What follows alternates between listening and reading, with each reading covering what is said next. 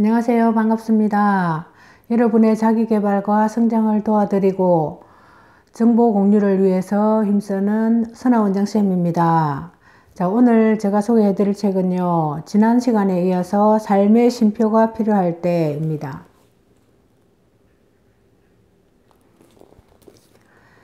이 책은 꼬맹이 여행자라고 하는 장영은 씨 지음, 그 다음에 행복 우물에서 나온 책입니다. 퇴사 후 428일간 세계 일주를 하면서 겪은 에피소드나 경험들을 담은 책인데요. 제가 일부에서 설명했듯이 이 책에는 굉장히 시적인 그런 내용들이, 그런 어떤 문장들이 많이 나옵니다. 제가 일부에서 소개했던 것에 이어서 2부에도 그런 내용들을 소개해 드리겠습니다. 긴 여행도 황홀한 비행도 끝이 났다. 하지만 발걸음을 내딛는 순간 새로운 삶이 기다리고 있을 것이다. 무언가 끝남과 동시에 새롭게 시작하는 것, 어쩌면 그것이 인생일 테다 라고 하고 있습니다. 이 저자는 굉장히 나이가 어림에도 불구하고 그 세계 여행을 일주를 하면서 굉장히 많은 생각들을 하면서 앞날들을, 미래를 생각하는 그런 마음들이 많이 있습니다. 자, 여행을 하고 나서 행복해졌나요? 나는 행복하고 싶었다. 행복이라는 단어의 뜻이 뭔지도 잘 모를 시절부터 머리가 커버린 지금까지 여전히 행복이 무엇이냐고 물어오면 선뜻 답하지는 못하겠지만 무언가 삶에 대한 결핍이 느껴졌으니 행복을 쫓았던 것 같기도 하다. 여행을 하면서도 이따금씩, 아니 꽤 자주 행복에 대해 생각했다. 분명 여행을 하면서 나는 행복했다. 하지만 이 행복은 신데렐라 유리구두 같은 것이 아닐까. 여행이 끝나면 금세 사라져버리는. 그렇기에 나는 더 필사적으로 행복할 수 있는 방법에 대해 찾으려고 노력했다. 그걸 알지 못한 채 돌아가면 내 여생은 실패에 가까울 것 같았으니까. 갑자기 또렷한 생각이 떠오른 것은 아니었다. 여행을 하면서 서서히 스며들었다고 해야 할까. 어쩌면 긴 여행을 하고 돌아와야만 할 수 있는 것도 아니었다. 떠나지 않아도 알 수 있는 것이지만 떠나보니 더 선명하게 알 수 있던 것. 나는 그 이야기를 해보려고 한다. 지금 여기에 놓여있는 나의 행복을 있는 힘껏 안아버리는 것에 대하여. 첫째, 행복하려고 애쓰지 말기.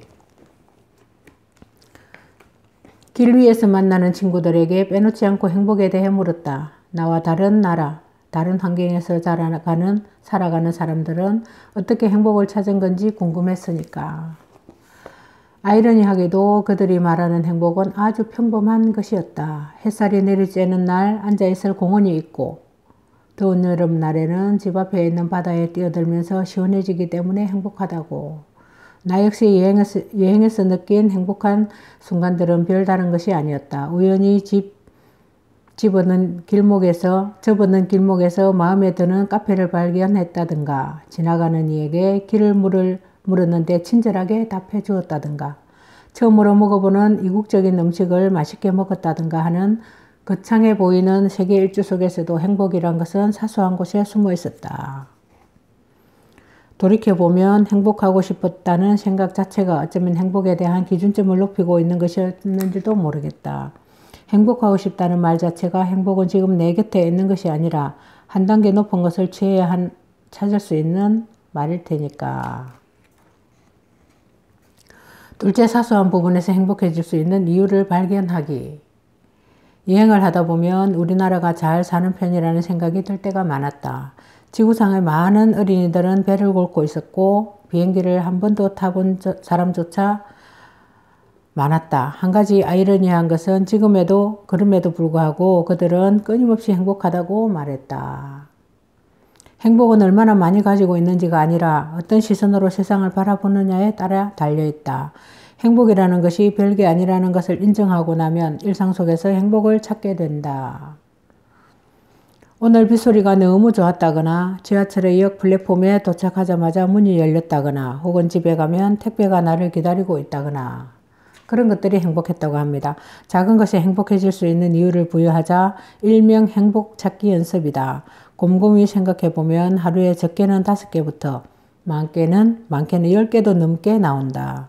나중에는 구태여 찾으려 하지 않아도 순간순간 행복을 느낄 것이다.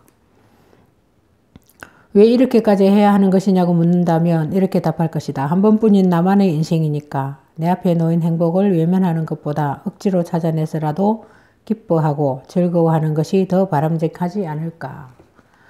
자, 셋째, 행복해 보이는 사람들과 내 삶을 비교하지 말기. 누구나 한 번쯤은 동경 어린 시선을 받아본 경험이 있을 것이다. 남들이 부러워할 만큼 물건을 샀을 때, 혹은 시험에서 좋은 성적을 받거나 승진을 하는 등. 하지만 내 삶에 그러한 순간들이 많이 쌓인다고 해서 인생 자체에 대한 고민이 사라질 수는 없다. 이처럼 내가 부러워하고 있는 그 사람의 인생도 사실은 나와 별반 다를 게 없다. 아침에 일어나서 밥 먹고 무엇인가 해야 하며 화장실에 가고 밤이 되면 어김없이 잠자리에 든다. 그 사람이라고 해서 연애가 척척 잘 풀리는 것도 아니고 세상 모든 사람들이 자신을 좋아하는 것도 아니다. 타인의 삶이 나와 별반 다를 게 없다는 것을 인지하고 나면 평범한 나의 삶에 더 만족하게 된다. 누군가와 비교하며 한탄하기보다는 내게 주어진 것에 만족하는 것이 행복에 더 가까워지는 법이니까.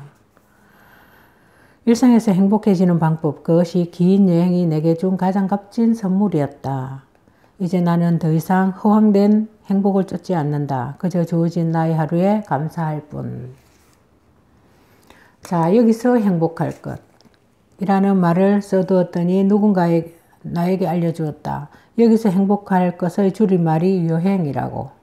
나는 크게 고개를 끄덕였다. 자, 여기서 제가 이 책에서 가장 감명 깊게 읽었던 그런 내용입니다.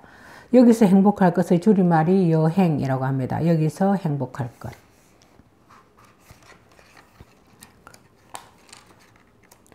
이렇게 사진들도 나와 있고요. 당신이 불확실한 삶을 사랑하기를. 부쩍 창문을 쳐다보는 일이 잦아졌다. 조금씩 바람의 온도가 내려가는 것을 이제 정말 가을인 것 같다. 여름을 쫓아다닌 긴 여행 이후 2년 만의 가을이다. 가장 좋아하는 계절을 2년 만에 만난다는 것은 설레지 않을 수 없다. 이제야 고백하는 것이지만 퇴사를 하면 굶어 죽을지도 모른다는 걱정까지 한 적이 있었다. 인생의 180도 달라진 선택이었기에 하지만 여행을 한 지 반년이 훌쩍 지난 지금 잘 먹고 잘만 살고 있다. 나처럼 모든 것을 내려놓고 무조건 떠나라고 외치고 싶지는 않다. 각자 삶의 무게는 다른 법이니까. 하지만 삶의 쉼표가 필요할 때라는 확신이 든다면 잠시 쉬고 와도 크게 변화하는 것은 없다. 사람들은 불확실한 상태에 놓여 있는 것을 두려워한다. 멈춰야 한다는 생각이 들어도 내려놓지 못하고 괴로워하면서. 그런데 이것 하나만은 잊지 않았으면 좋겠다. 매 순간순간이 당신의 삶이다. 어딘가에 도달한 당신도, 도달하기 위해 애쓰는 당신도.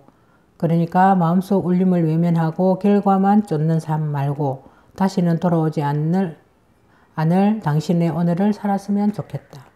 넓게 보면 삶 자체가 여행이 아닌가. 나는 불확실한 미래가 더 이상 두렵지 않다. 무엇인가 되지 않았다는 것은 무엇이든지 될 수 있다는 뜻이니까. 그리고 이 책을 듣고 난 후에는 당신도 그러하기를 두 손 모아 바라본다 하면서 끝내고 있습니다. 자, 이렇게 프랑스 파리 에펠탑에서도 이렇게 사진을 찍고 굉장히 행복했을 때 모습들을 마지막으로 이렇게 남기고 있네요. 자, 여기서 쉼표가 필요할 때, 삶의 쉼표가 필요할 때 꼬맹이 여행자의 행복 우물에서 나온 책을 리뷰해 드렸습니다. 지금까지 함께 해주신 여러분 감사합니다. 다음 시간에 또 뵙겠습니다.